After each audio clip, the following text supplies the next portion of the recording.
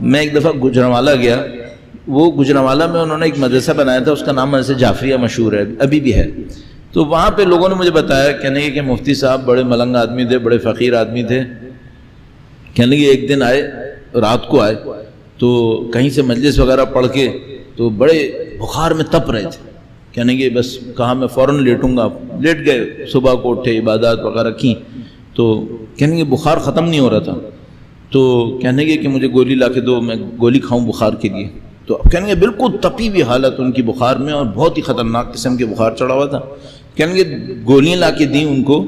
تو اب ذہن میں کہنے لگے آ رہے ہیں کہ بھئی یہ خالی پیٹ گولی کھا رہے ہیں، یہ تو اور نقصان نہ ہو جائے. تو کہا کہ آغا صاحب تو کم از کم چائے تو پی لیں. تو پہلے بات کی کہ جب گولی کھا رہے ہیں تو چائے تو پی رہے ہیں. انہوں نے کہا ہاں ٹھیک ہے. تو جب گولی لے کر آئے تو چائے دی پہلے انہیں. کہنے کہ تپی ہوئی حالت میں کمبل اتارا، چائے پینے لگے، یہاں تک لائے. کہنے کہ مدرسے کی تو نہیں ہے. اس حالت میں بھی کیا مدرسے کی تو نہیں ہے؟ میں تو نہیں پڑھاتا یہاں پہ.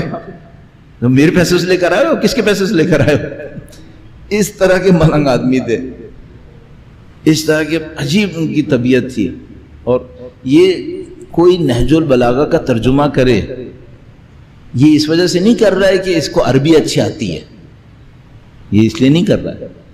کوئی صحیفہ سجادیہ کا ترجمہ کرے، یہ اس وجہ سے نہیں کر رہا ہے کہ اس کو عربی اچھی آتی ہے، ادبیات کا ماہر ہے. نہیں، اس کا اگر کنیکشن نہیں ہو خاندان اطرت سے، یہ ہو بھی نہیں سکتا تھا. اس کے بغیر نہیں ہو سکتا تھا یہ کام. اور ہم لوگوں کے ہاتھ میں باقی بھی رہ گیا، ورنہ بہت سارے لوگ بہت سارے کام کرتے ہیں، مر مٹ جاتی ہیں چیزیں، ختم ہو جاتی ہیں. کہاں رہتی ہیں باقی؟ کیوں شیخ عباس قمی کی مفاتیح الجنان باقی ہے؟ پہلی دعا کی کتاب تھی کیا؟ سینکڑوں اس سے پہلے آئی تھیں، بعد میں بھی آئیں، وہ باقی. کوئی معاملہ ہے وہی جو پیچھے کا معاملہ ہے نا، کہ بھئی یہ لمازہ ہے، ہمیں نہیں پتا. ہم تو 5 روپے دیکھ رہے ہیں، 100 روپے دیکھ رہے ہیں، 5 کروڑ دیکھ رہے ہیں. امام فرما رہے لمازہ ہے، یہ چبا ہوا لقمہ ہے. درود بھیجیں محمد